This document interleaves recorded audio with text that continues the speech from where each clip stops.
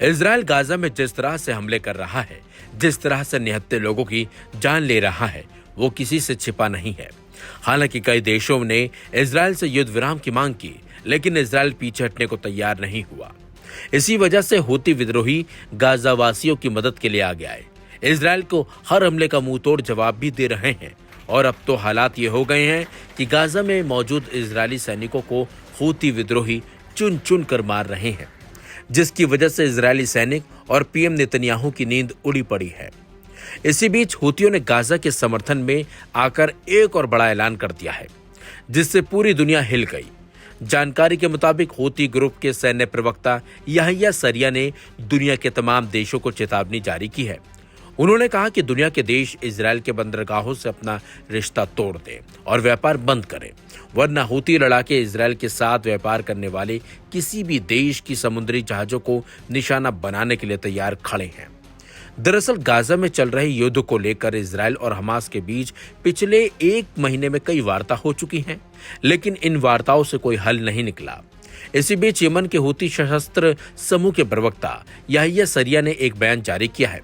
उन्होंने कहा कि हूती लड़ाके इजराइल से जुड़े सभी विदेशी जहाजों को निशाना बनाएंगे। साथ ही साथ उन्होंने कहा कि इजराइल से जुड़े विदेशी जहाजों का गंतव्य कुछ भी हो, हूती ग्रुप उन पर हमला करेगा।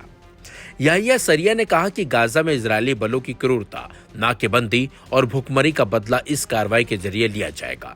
Aim right, achieve big. At KR Mangalam University, we provide you the platform to turn your dreams into reality. At KR Mangalam University. Yahya सरिया ने अल मसीरा टीवी पर प्रसारित एक बयान में कहा, इस बढ़ोतरी में इजरायली बंदरगाहों से जुड़े किसी भी कंपनी के सभी जहाजों को निशाना बनाया जाएगा, चाहे उनकी राष्ट्रीयता कुछ भी हो और वह हूती ग्रुप की पहुंच में कहीं भी हो।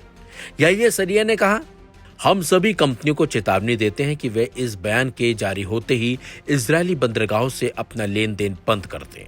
अगर हूती ग्रुप के हमले से बचना है तो दुनिया के देश गाजा में इजरायली आक्रामकता को रोकने के लिए इजराइल पर दबाव डालें।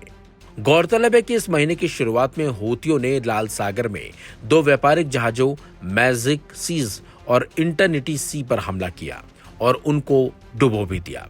सिर्फ 2024 में हूती ग्रुप ने 4 जहाजों पर हमला करके उन्हें डुबो दिया था।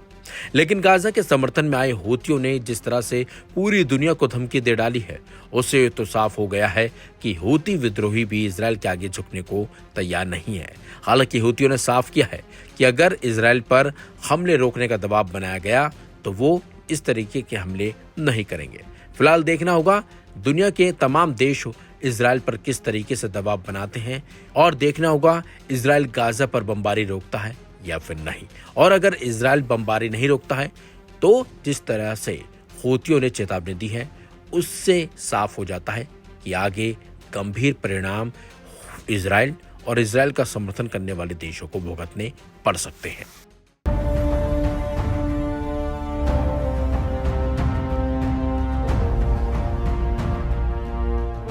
21 महीने से जारी इजरायली हमले और मानवीय संकट के बीच गाजा के लाखों लोग भूख से तड़प रहे हैं। बच्चे दम तोड़ रहे हैं, माएं सूखी निगाहों से आसमान ताक रही हैं। लेकिन दुनिया अब भी भुखमरी घोषित करने से कतरा रही है। संयुक्त राष्ट्र, अंतर्राष्ट्रीय एजेंसियां और राहत संगठन महीनों से चेतावनी दे रहे हैं कि गाजा भयंकर भुखमरी के कगार पर है। फिर भी अब तक कोई औपचारिक ऐलान नहीं किया गया। इजरायली हमले, मदद में रुकावटें और बर्बाद हो चुकी स्वास्थ्य व्यवस्था ने हालात को इतना बिगाड़ दिया है कि लाखों फिलिस्तीनियों के पास न खाना है न उम्मीद। लेकिन इस बीच रविवार 27 जुलाई को गाजा में इजरायली जुल्म की आग पर मानवीय राहत की फुहार हुई। अंतर्राष्ट्रीय दबाव और अपने धार्मिक नेताओं के आग्रह के बाद इजराइल ने इतवार 27 जुलाई को गाजा में अस्थायी सीजफायर का ऐलान किया है। यह फैसला उस वक्त आया जब अंतर्राष्ट्रीय संगठनों ने गाजा में बढ़ती भुखमरी और जरूरी सामानों की भारी कमी को लेकर गंभीर चेतावनी दी थी। नेतन्याहू का अस्थायी सीजफायर का ऐलान। इजरायली मीडिया रिपोर्ट के मुताबिक इजरायली प्रधानमंत्री बेंजामिन नेतन्याहू ने रक्षा मंत्री इजराइल काट्ज, विदेश मंत्री गिदोन सार और अन्य वरिष्ठ अधिकारियों के साथ चर्चा के बाद यह फैसला किया। टीवी चैनल कान न्यूज के मुताबिक ये सीजफायर सिर्फ रविवार के लिए ही लागू रहेगा। इससे पहले शनिवार को इजरायली डिफेंस फोर्सेज ने बयान जारी कर कहा था कि गाजा में हवाई रास्ते से मानवीय सहायता पहुंचाने का काम फिर से शुरू किया जाएगा। शनिवार शाम को उत्तरी गाजा के कई इलाकों में भोजन और अन्य राहत सामग्री की हवाई डिलीवरी दोबारा शुरू की गई है। गाजा में जारी मानवीय संकट पर अब इजराइल के अपने धार्मिक नेता ही सवाल उठाने लगे थे। कंजर्वेटिव यहूदी रब्बियों के अंतर्राष्ट्रीय संगठन रब्बिनिकल असेंबली ने 25 जुलाई को एक बयान जारी कर इजरायली सरकार से अपील की थी कि वो गाजा में फंसे लोगों तक खाद्य सामग्री, पानी और दवाएं पहुंचने दे। Aim right, achieve big. At KR Mangalam University, we provide you the platform to turn your dreams into reality. At KR Mangalam University. रब्बी यहूदी धर्म के एक धार्मिक गुरु और शिक्षक माने जाते हैं। इजराइल में सरकार से लेकर आम खास तक रब्बियों की बातों को गंभीरता से लेते हैं और इस पर अमल भी करते हैं। संगठन ने गाजा में बिगड़ती स्थिति पर गहरी चिंता जाहिर करते हुए कहा है कि आम नागरिकों की मदद को तरजीह मिलनी चाहिए। अमेरिका ने भी खींचे हाथ। गाजा में युद्ध को लगभग 2 साल होने को है, लेकिन अभी तक कोई हल नहीं निकल पाया है। इस बीच अमेरिका ने भी 24 जुलाई को सीजफायर पर बातचीत से खुद को अलग कर लिया है। अमेरिकी दूत स्टीव विटकॉफ ने बातचीत नाकाम होने के लिए हमास को जिम्मेदार ठहराया और कहा है कि अब अमेरिका दूसरे विकल्पों पर विचार करेगा। इस दौरान ये खबर भी सामने आई कि अमेरिकी राष्ट्रपति डोनाल्ड ट्रंप ने आतंकी संगठन हमास को लेकर कड़ा रुख अख्तियार किया है। ट्रंप ने इजराइल को खुली छूट देते हुए साफ कह दिया है कि वो गाजा में अपने सैन्य अभियान को तेज कर दे। असल में गाजा ने अमेरिका समर्थित शांति वार्ता के प्रस्ताव को अस्वीकार कर दिया था। इसके बाद डोनाल्ड ट्रंप भड़क उठे हैं। अमेरिकी राष्ट्रपति ने यहां तक कह डाला कि आतंकी संगठन शांति का इच्छुक नहीं है। बताते चलें, 7 अक्टूबर 2023 से इजराइल लगातार गाजा में हमले कर रहा है। इजरायली हमले में 59,000 से ज्यादा फिलिस्तीनी अब तक मारे गए हैं, जिनमें ज्यादातर बच्चे और औरतें शामिल हैं। यहूदी फौज के जुल्म की वजह से 43,000 लोग घायल हुए हैं, जबकि 11,000 से ज्यादा लोग गायब हैं। गाजा में हमलों की वजह से 75% से ज्यादा बुनियादी ढांचे तबाह या बर्बाद हो चुके हैं।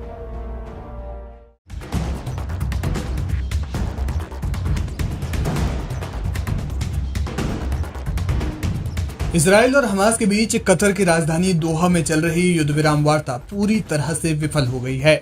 इससे गजा पट्टी में तनाव और मानवीय संकट गहराने की आशंका बढ़ गई है। इस गतिरोध में अमेरिकी राष्ट्रपति डोनाल्ड ट्रंप के हालिया बयानों की भी चर्चा हो रही है।